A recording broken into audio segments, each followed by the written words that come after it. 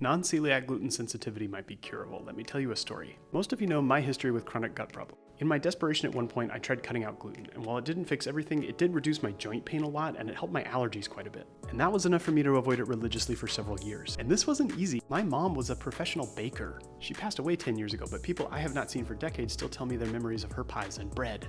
Now, about 5 or 6 years ago, I learned about this formula. I'm sure you've heard me talk about it. It was the cornerstone of what helped me make a full turnaround from the IBS I'd had since childhood. And after taking it for a few months, a friend offered me some baklava at a conference. I admit this was a moment of weakness, but damn, it looked good and smelled amazing. I hadn't had baklava in years, so I was ready to accept the consequences of my actions, and I ate, well, more than one piece. And even if I'd had a reaction, for me it would have been worth it. Rolla, to this day, we still sing your praises.